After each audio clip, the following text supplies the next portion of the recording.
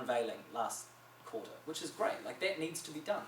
And the people at that VIP MasterCard, whatever I said, really will enjoy the fact that they had canapes and they had a beautiful vista over the city and all of those things that they expect, right? And that's good. But that doesn't necessarily consider the people. That's still just going, hey, MasterCard needs to do a thing. Tick the box, we did the thing. And those are the same sort of crews that are going to be going for this. And who is doing it? Us. Who is supposed to be doing it? Everyone. There is no reason why every single person in this room doesn't go home to whatever their suburb is and whatever their area is and says, like, great example, do any of you live in an apartment building? Damn, this just ruined my example. Do any of you live in a building that's attached to another one?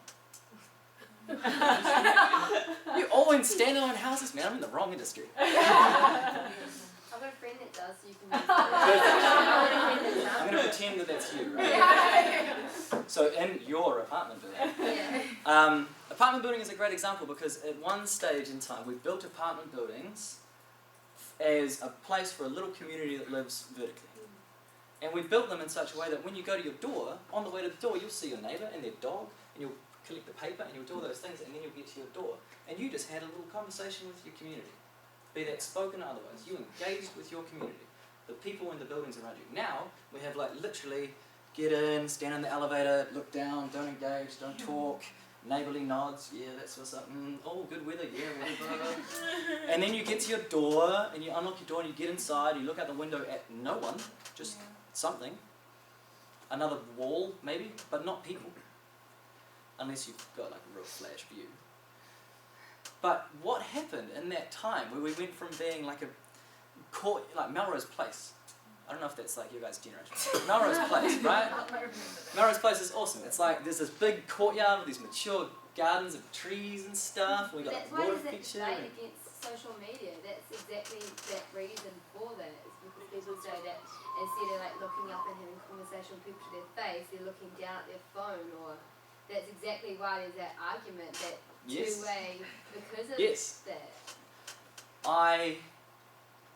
I challenge you to find a platform in which you can have a conversation with 1,500 people. And I'm not saying that there is any way in which I can literally stand here and say, yeah, I had a conversation with 1,500 people, yes, that was awesome. And we all, like, I got to know them all. Sally's dog sucks, but 1,499 other people had good things to say. Like, that's not true. But if you consider it again in that idea that, yes, person-to-person communication may be on the decline, but why can't we use those digital tools to increase it? To increase not only in the digital space, but in the personal, peer-to-peer, face-to-face space. Like, why aren't we using those digital tools to, I mean, perfect example, those like tear-jerk viral videos, save the kids overseas.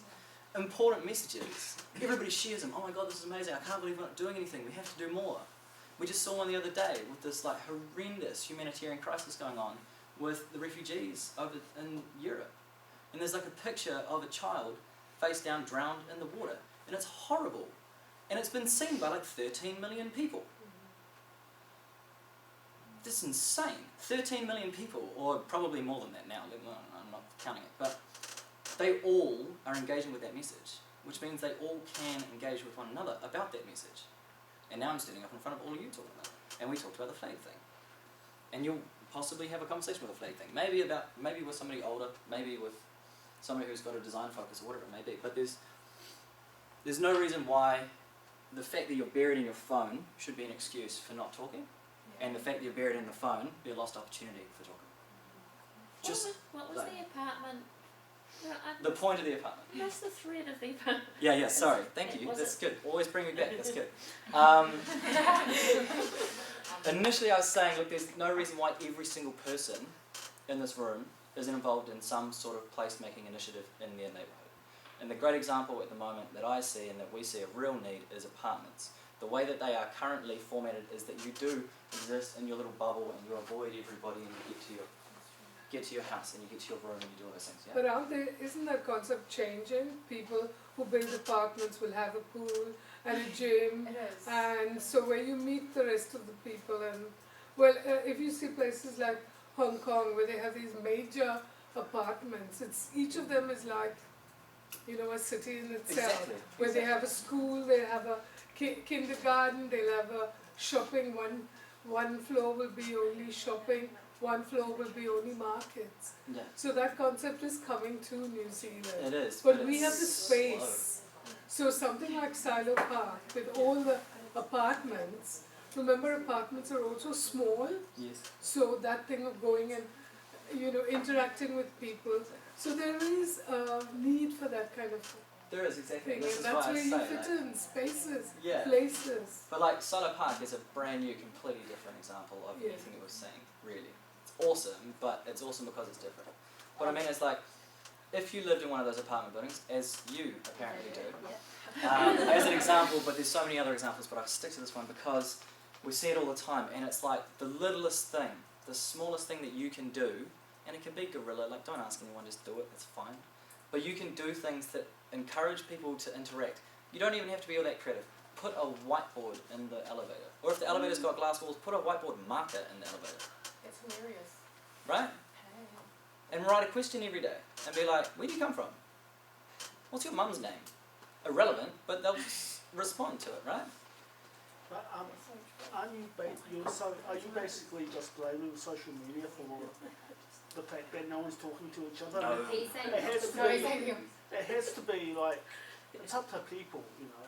Yeah, absolutely. I Combination. I don't blame anything necessarily, but we can see the way in which over the past probably 30 years all sorts of things have contributed to the fact that people don't engage. And the great thing is, like, people talk about farmers markets nowadays. It's been this amazing, it's so good, man. I went and I met the grower, you know, and I talked about weeds. It was cool. And I spoke to my neighbour who I didn't know at the time. We had a great old chat about weeds and whatever that may be. And people talk about things like farmers market. Farmers market is a perfect example of a placemaking tool. Yeah.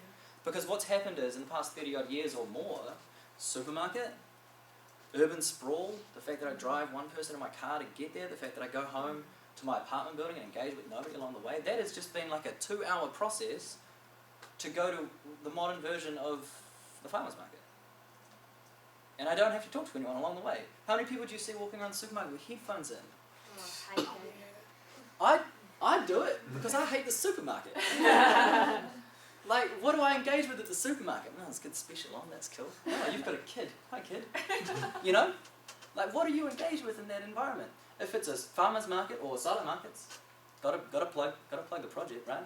But silent markets, you come through, you chill, you go slow, you get a drink, you say good day, little puppy comes by, lovely. You don't see little puppies come by in a supermarket? Right? It's little things. Anyway, who's doing this? You should be. I even wrote notes about this. Man, I'm bad. Yeah, what can you do in your own community? Like, example, where do you live? Monica, okay. And what happens out there that brings people out of their houses? Actually heaps. That's a really good example. I'm going to take somebody who's a little bit more, I don't know, eastern suburbs? Yeah? I live in the Hill tribes? Yeah. Okay, see, there's good examples there. Who lives in Howick? Or who knows what Howick is? Yeah. Alright, you live in Howick. No, all the way. According in this example, you live in Howick. What happens in Howick to get people out of that? And if you were to be a resident of Howick, because for some reason that was the example I stick with, so I'm applying this to you, it's a good or a bad thing, it's just how. No, just touch them. Sorry. In Howick, not a lot of people have a reason to leave their houses. To engage with one another, apart from of their own initiative. And unfortunately, a lot of people have lost that initiative to engage with other people because we're so wrapped up in our own lives, in our own worlds, in our own work. Man, how many people do you talk to in a day who say, when you ask them how they've been, they say busy. Of course you've been busy, we're humans. That's such an irrelevant and pointless word to use. Busy. So? Like, good for you, you're more busy than I am. How wonderful that you have less time in your day to do stuff you want to do. Busy. Like, again, it's just we've lost that initiative, and in some ways, and I hate to admit that fact, but part of our job is to try and get people out of their houses to engage, and part of what you can all do is look around in your neighbourhoods, wherever they may be, whether you be living with flatmates or family, or living by yourselves in all your flash standalone houses. But consider, like, if you live in a cul-de-sac, perfect. Put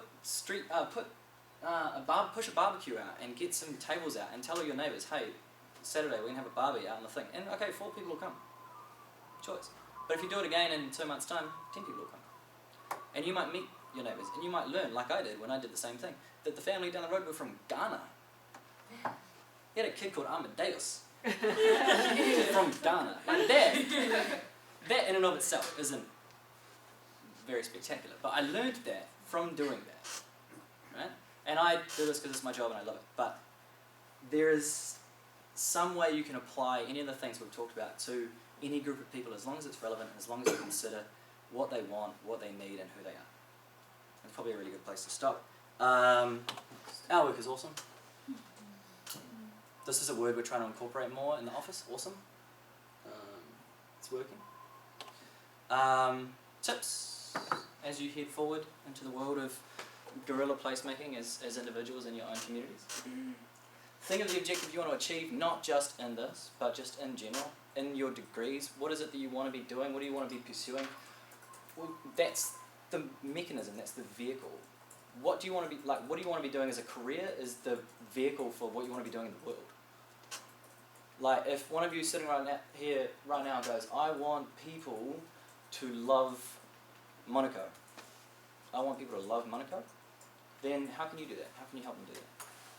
And think small and big. And it's the macro and the micro, right? It's like, how can I do that? Well, maybe I have a conversation with a neighbour I haven't had a conversation with this week. Think big. Maybe we redesign the city centre and make it more awesome. And there's no reason why you can't do either of those things. And I know it's like really easy for me to stand up here and say, you're going to redesign your city centre. It'll be great. But like, think about it. Why aren't you? Why isn't one of you going to think about ways in which you can do that and then use your degree and use your possible career paths? And you should never have one. You should never have one career path. Because you will possibly fail. And then you'll be upset. Have a few. Think about different ways in which you can get there. Just because, I say that because like getting jobs in New Zealand, as you all will know, isn't that easy. And think long term. This is our whole thing, right? Think about the long term. Don't think about, oh, what am I doing next week? Think about, the next 3 or 4 years or whatever your degree is going to be. And then the few years after that, where you want to be. Then keep thinking. And think not about where you want to be, but where you consider the world could be. Because thanks to digital and technological advances, you have no idea what that looks like. Like the last thing I read was like, we're going to live to 140. Anybody who's under 25 right now is going to live to 140. Possibly, thanks to medicine. So, What about the other ones? be prepared. No, but I'm just saying, if you are in the room under 25, be prepared for medicine letting you live to 140. Right? That's a terrifying concept. Because when do you stop working? If we traditionally stop working at 65 and I'm going to live to 140, that's a really long time to not be working. But the question is, do you really stop working at 65? No, of course you don't. You can't. If you love what you do, you can't, right? Yes. Don't work in silos. Ironic, I know, right? Don't work in silos, the guy from Silo Park. But what we mean by this, because this wasn't my thing, is never do it alone. Never think you can do it alone. Never think you will be, like, what's that thing? Be the change you want to see in the world. Consider the change you want to see in the world. Work out who can do it with you. Like, I'm not quotable at all, but I just have always seen it that way. Don't work in silos. Don't go and work on one thing and think that you've done, oh, awesome, I've done well. I helped put an event together. Look at that, awesome. I want to do that again. But what do you want to do next time? What do you want to do the time again? Who else can you do it with? And can you learn from those people? Like, that's the fresh concept approach where we draw on this massive wide community to get things done. It's like, what can they bring? What can you learn? Intern, volunteer, try things. Move jobs. Man, move jobs. I'm on my third. I'm 23. Oh my gosh. I'm on my third job. Do that. Keep moving. Give up on stuff. Try other stuff. It's good. It's important. Intern, volunteer, do those things. I still intern and volunteer. I have a full-time job. I work mostly 7 days a week. I still volunteer on stuff. You know, I get a weekend free and I'm like, well, what's something I care about? Go and help them. Do that. And not because, like, yeah, you'll feel good and fluffy and I just made good in the world, but because you'll learn something, you'll meet people, and those people can help you do other stuff. And those people might help you here. Those are my tips. That's us. If you have ideas for us, if you have an idea in your community and you want to question it. What? Can I? Yeah, yeah. What part of the state are you from? Napier. Cool, thanks for Yeah? What school did you go to? Cherada. Oh, yeah, okay. I went to Napier Men's. Oh, thank you, man. Napier Men's High School. Okay, cool. Yeah. No, I originally was from Taradale. We moved to So, Wow. yeah. Trent Street, you know, down by other end of Guppy Road, Yeah. down by Tusaikuri River, which means dog poop, everyone. It Yeah. Anyway, if you have an idea for your community and you don't know how to get it, you don't know what the resources are or how to get it done, but you think it's worth doing, hit us up, tweet us, find us online, find us on Facebook. There's probably a phone number for us somewhere. I always get calls from random people. I feel like my number must be listed somewhere. Yeah, and come to us and do it, because if you think that you can do something interesting in your community, then you want help, hit us up. This is what we do. Sometimes it's what we do for money, sometimes it's what we do for fun. Any questions? Do you Yeah. do private work as well? I know most of your work is just for the public. No, definitely. So we work for public entities, but like Smales Farm is a great example initially of local area where it's all privately owned. It's the Smales family owns Smales Farm, you know, and the Smales family are developing a business park into taking what was a business park, turning it into an innovation hub, and an innovation park, a tech park, and all of those things like need assistance to get from one state to the other if they want to include the community instead of just, again, inflicting something upon people. And so there's lots of other examples of clients we've worked with who are private money, and more people are seeing the need for placemaking initiatives. A lot of the reason for that in some ways is like property value. So if a place is really desirable and it's really